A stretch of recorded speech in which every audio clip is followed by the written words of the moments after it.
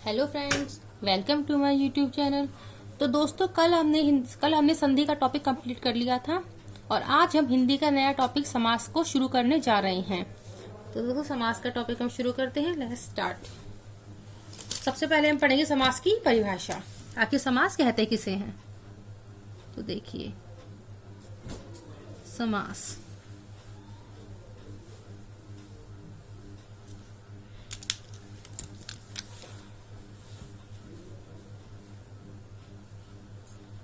जब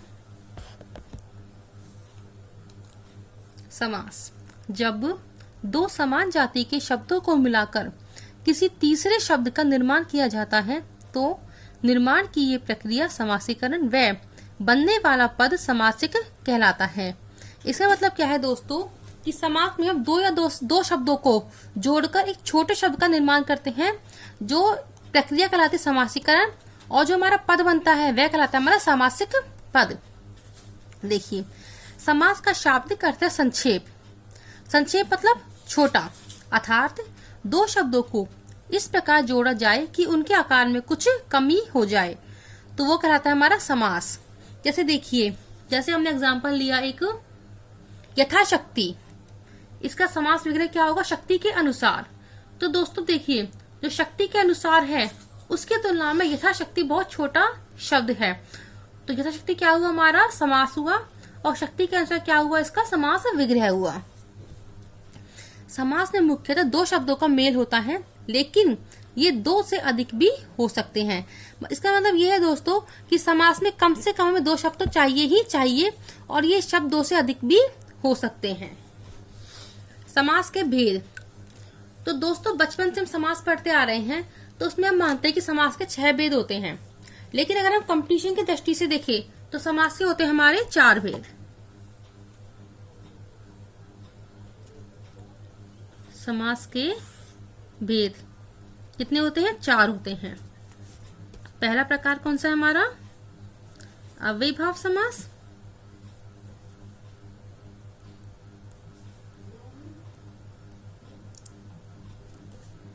दूसरा प्रकार है हमारा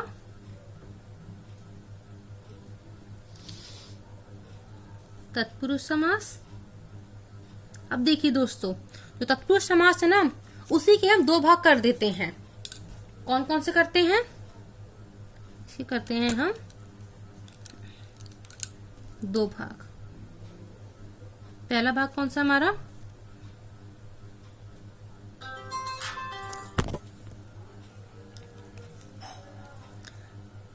कर्मधारय तत्पुरुष समास। और दूसरा प्रकार है हमारा द्विगु तत्पुरुष समास। द्विगु तत्पुरुष समास, इनके बारे में बाद में पढ़ेंगे, पहले चारों प्रकारों को लिख लेते हैं। तीसरा है हमारा द्वंद्व समास, और चौथा समास है हमारा बहुव्रीहि समास।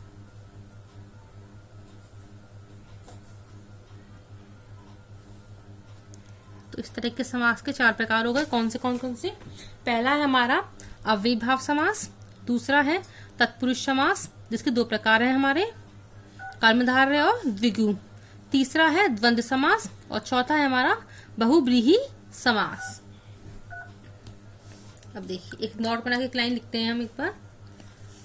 लाइन क्या है हमारी?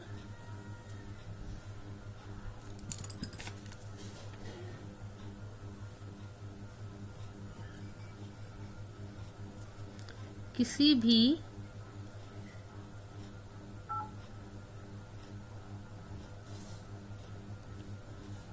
सामासिक पद में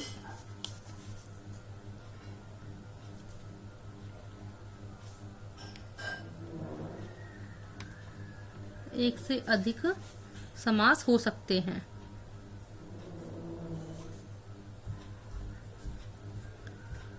यह विग्रह पर निर्भर करता है।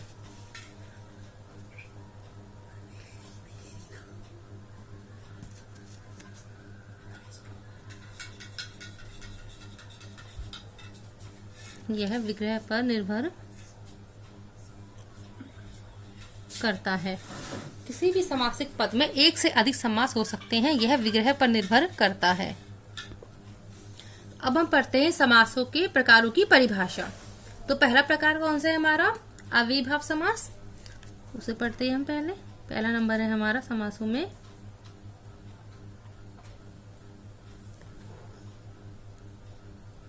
अव्ययीभाव समास। तो अव्ययीभाव समास दोस्तों क्या होता है? अव्ययीभाव समास दोस्तों वह समास होता है जिसमें पहला पद क्या होता है? प्रधान होता है। इसका मतलब ये है कि जो पहला पद होगा ना वो हमारा अव्यय शब्द होगा। जैसे परिभाषा देखते हैं एक बार हम इसकी।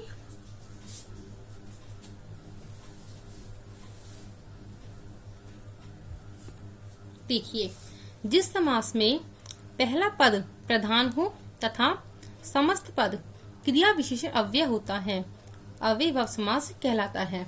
मतलब क्या है इसका? कि जो हमारा पहला पद है वो तो क्या होगा? हमारा प्रधान होगा, और जो बाकी का पद है, शेष पद है, वो क्या होगा? क्रिया विशेषण होगा। तो वो क्या कहलाता है? हमारा अव्ययीभाव समास।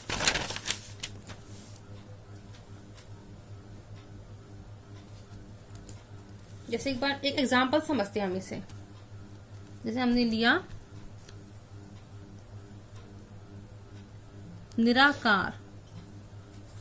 अब देखिए इसमें निर धन आकार। अगर संधि पूछे तो संधि कौन सी हमारी इसमें?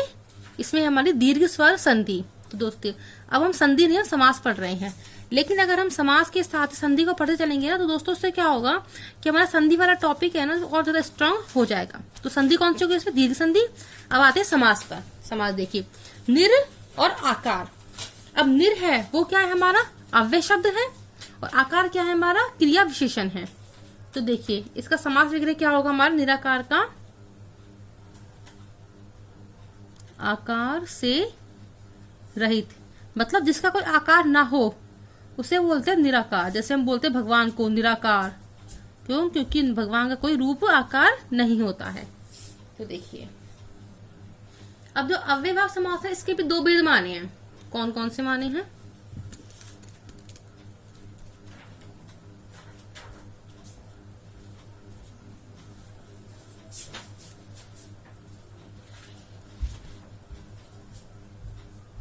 अव्ययीभाव समास के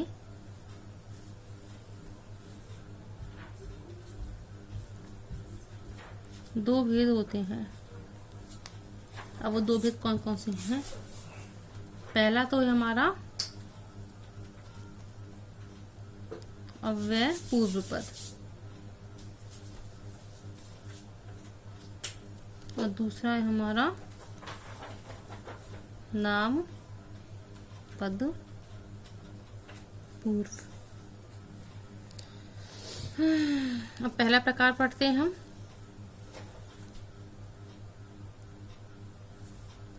अव्यय पूर्व पद। अव्यय पूर्व पद क्या होता है? परिभाषा समझते हैं एक बार इसकी। इसमें क्या होता है? जो पहला पद होता है वो क्या होता है? उपसर्ग होता है। उपसर्ग से मतलब क्या होता है? अव्यय होता है। इसमें पहला पद उपसर्ग होता है।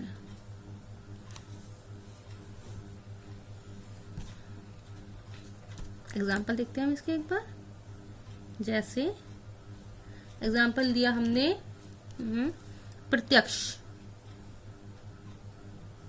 अब देखिए प्रत्यक्ष है, एक बार संधि बताओ। इसमें संधि होगी इसमें प्रति धन अक्ष। तो संधि कौन सी होगी इसमें? प्रति धन अक्ष। संधि होगी इसमें यण संधि। संधि हो गया, कहते समास। अब देखिए प्रति। अब प्रति क्या है? हमारा कोई उपसर्ग है, और अक्षी क्या होता है? हमारी आंख। अक्षिया अक्षी। तो प्रत्यक्ष यानी अक्षी के सामने। अक्षी का मतलब है आंख, आंख के सामने। वो क्या हो गया हमारा? प्रत्यक्ष। तो समास कौन सा हो गया इसमें? अव्ययीभाव समास। और अव्ययीभाव समास में कौन सा हो गया? अव्यय पूर्व पद। और देखिए जैसे हुआ परोक्ष। परोक्ष क्या हो गया? पर, धन, अक्ष, गुणसंधि। अब इसमें क्या हो गया, अक्षी से परे, मतलब जो हमें आंखों के सामने नहीं है वो क्या हो गया हमारा परोक्ष, और जो हमारी आंखों के सामने है वो क्या हो गया हमारा प्रत्यक्ष। इसके अलावा और देखते हैं हमने लिया जैसे नगण्य। न क्या है इसमें उपसर्ग है, और गण्य क्या है इसमें पद है। नगण्य यानी न गिनने योग्य, न गिनने योग्य। और देखिए जैसे हमने लिया नास्तिक, नास्तिक। न धन आस्तिक। आस्तिक कौन होता है, जो भगवान पर श्रद्धा रखता है, और नास्तिक कौन होता है, जो भगवान पर श्रद्धा नहीं रखता है। इसका मतलब क्या हुआ, आस्तिक नहीं है जो, आस्तिक न है जो। और देखिए, और हमने लिया जैसे हर घड़ी। हर घड़ी, हर क्या है इसमें हमारा उपसर्ग है, और घड़ी क्या है हमारा पद है। तो हर घड़ी मतलब कि प्रत्येक घड़ी।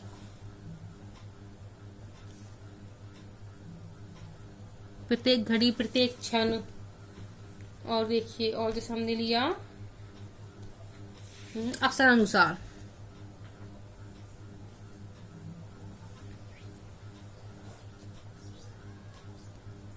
अवसर के अनुसार, अवसर क्या है हमारा इसमें उपसर्ग है, अनुसार क्या है पद है। तो क्या हो गया, अवसर के अनुसार। तो ये हमारा अव्यय पूर्व पद परिभाषा हो गई, इसका एग्जाम्पल हो चुके हैं। अब हम पढ़ते हैं दूसरा कौन सा हमारा, नाम पद पूर्व। तो देखिए नाम पद पूर्व समास आखिर क्या होता है। दूसरा है हमारा नाम पद पूर्व।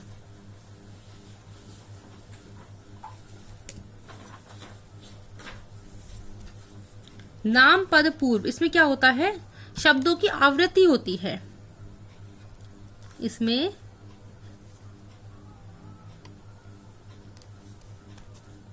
शब्द की क्या होती है, आवृत्ति होती है। जैसे देखिए, जैसे हो गया हमारा, हमने लिया दिनों दिन, रातों रात, बातों ही बात में, बीचों बीच। हम ऐसे शब्दों को यूज में लेते हैं बहुत सी बार।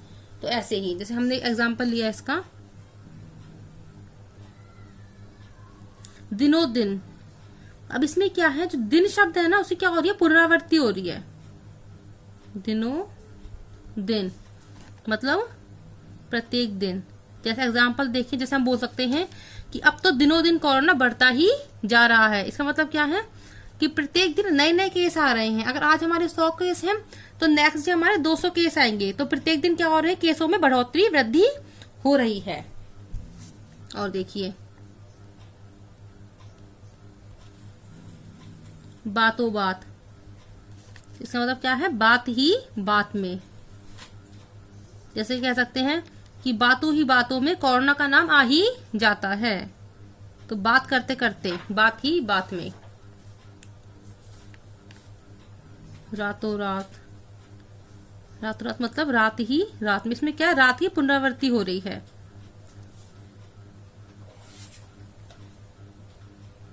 रात ही रात में। और क्या है, जैसे भागम भाग। भागम भाग मतलब भागने के बाद भागना। इसमें भागने की पुनरावृत्ति हो रही है, भागने के बाद भागना। और देखिए इसलिए हमने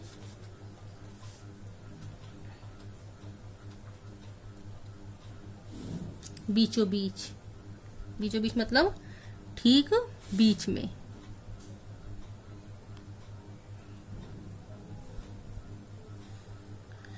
और एग्जाम्पल लिया हमने जैसे घर घर, यानी प्रत्येक घर।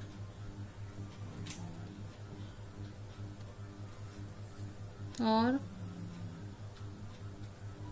हाथों हाथ।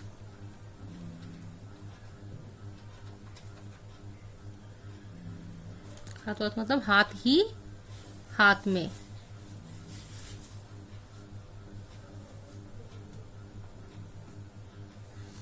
तो दोस्तों इस तरीके से हमारा ही अव्ययी भाव समास कंप्लीट होता है। इसके हमने दोनों प्रकारों के बारे में पढ़ लिया और उससे परिभाषा एग्जाम्पल्स को खूब अच्छे तरीके से पढ़ चुके हैं। तो आई होप दोस्तों कि आपको ये अव्ययी भाव समास अच्छी समझ में आ चुका होगा।